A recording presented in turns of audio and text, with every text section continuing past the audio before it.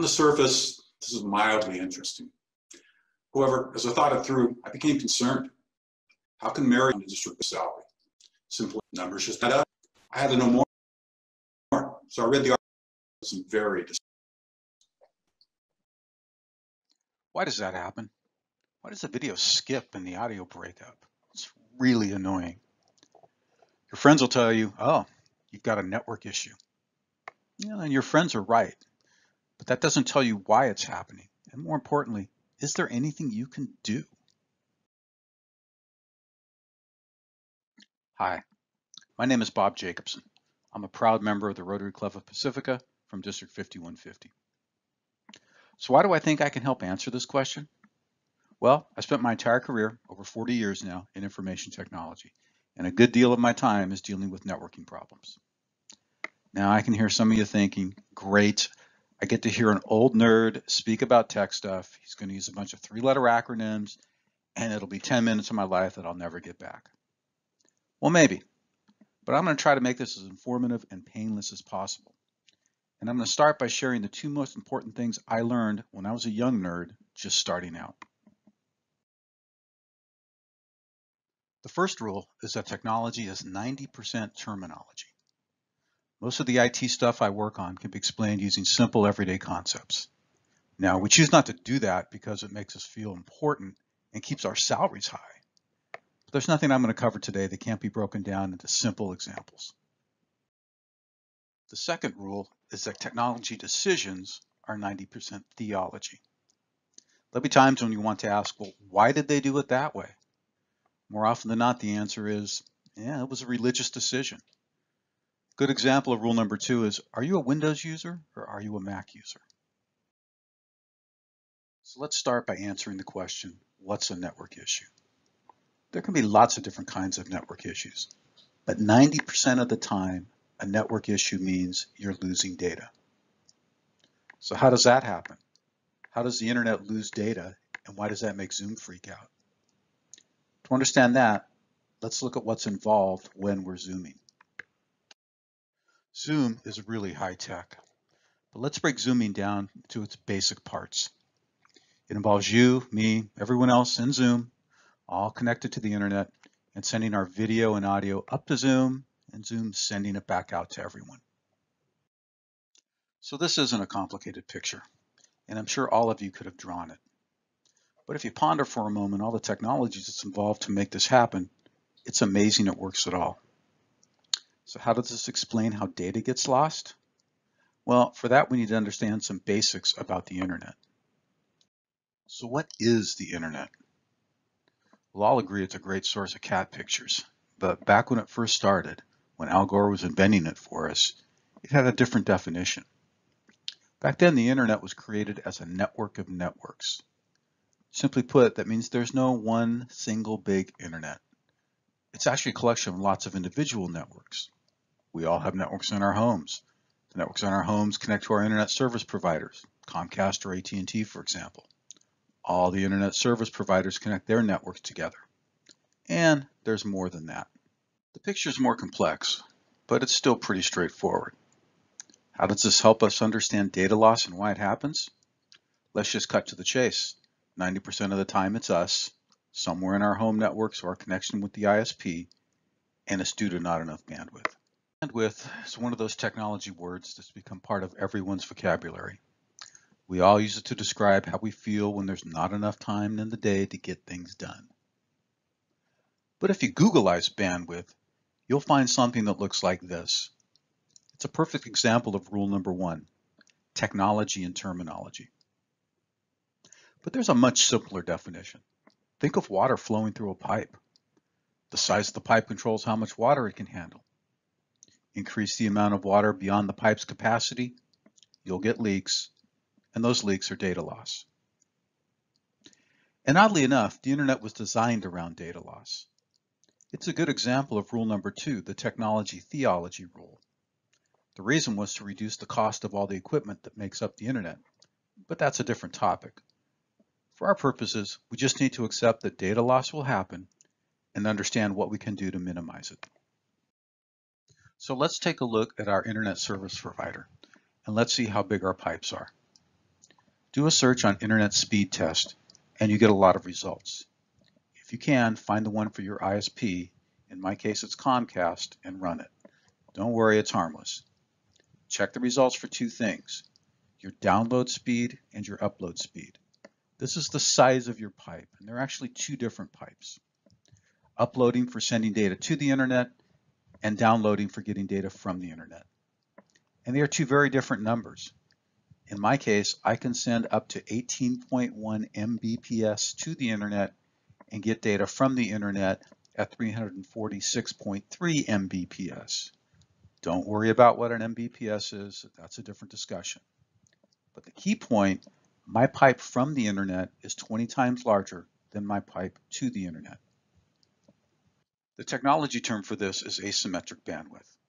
Your numbers will be different, but the idea will be the same. Your pipe from the internet will be larger than your pipe to the internet.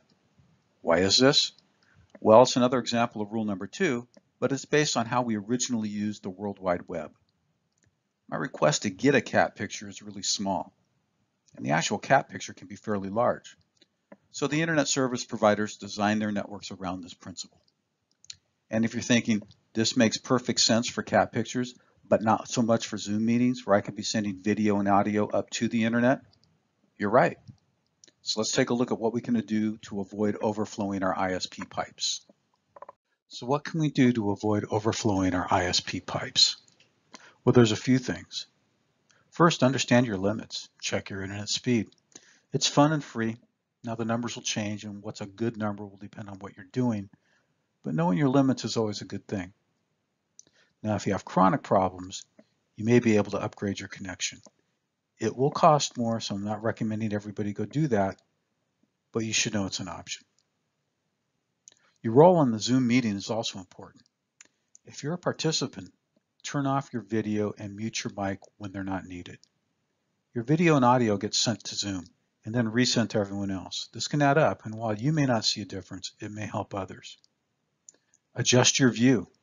Gallery view is sending everyone's video down to you, which can cause problems with your download pipe. Try speaker view to limit what's being sent. And if there's others using your internet connection, ask them to stay off during the meeting. This can be difficult, but if you're having chronic problems, it may not be you, it may be them. If you're the presenter, having backroom support that can stream any videos or presentations is a great idea. You'll be busy talking and your camera will be on, and that can be a lot. Adding a streaming video or PowerPoint presentation is just extra load, so let someone else do it. If you're going to provide the content, don't try to stream things directly from the internet and back up to Zoom. It's just asking for trouble. It's much better to have all your content local on your computer. And again, ask anyone else using your internet connection to stay off while you present. Only takes a few social media updates to start causing problems. For most, your home network is a Wi-Fi router provided and configured by your ISP. And there's nothing wrong with that. It's great technology.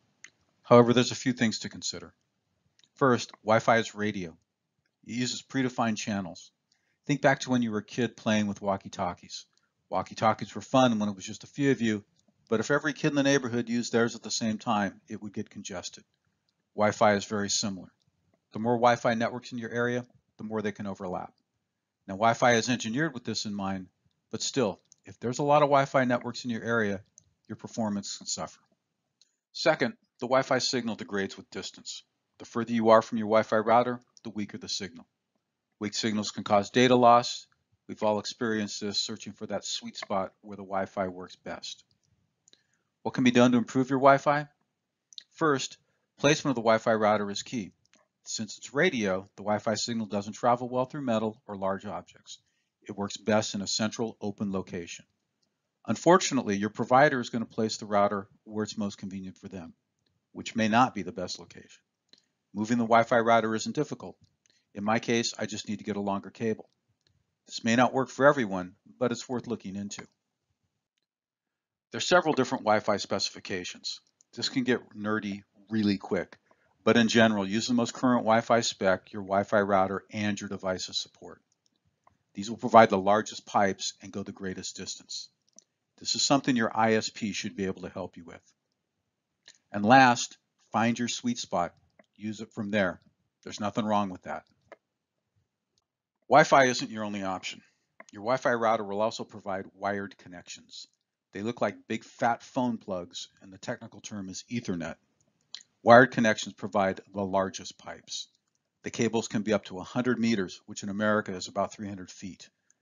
On the downside, not all devices support a wired connection. They won't work for phones. Apple devices may require a separate adapter, usually called the dongle. But if you can, use a wired connection rather than Wi-Fi. This is a good place to discuss cell phones. In general, you have two network options, your cellular provider or Wi-Fi. Which is better depends on a lot, so try both. And again, run your internet speed test. It's useful for figuring out which of your options is the best. We've covered a lot over the past few minutes, so let's recap. Bad zooming is usually due to data loss. Data loss is usually due to insufficient bandwidth, and our home networks and ISP connections, are usually the source. But there's a few things we can all do. You can check your internet speed. It's free, it's fun, and it can tell you a lot. Turn off your camera and mic if they're not needed. This may not help you, but it may help others. Play with different zoom views. Gallery view may be fun, but speaker view may perform better. And ask others to stay off the internet when you have an important Zoom meeting. Use a wired connection if you can. It's going to be the most reliable. But if you're using Wi-Fi, check it from different locations and find your sweet spot. You can use the internet speed check to help do this. And maybe look into moving your Wi-Fi router, especially if it's tucked away in a corner or near any large metal objects. And if you're a presenter, use backroom support to stream your content. And have anything you're going to share on your computer. Don't go directly from the internet back out to Zoom. It's not a great practice. So I hope you found this useful and not too boring. Thanks for your time, and thanks for everything you're doing for Rotary. Take care.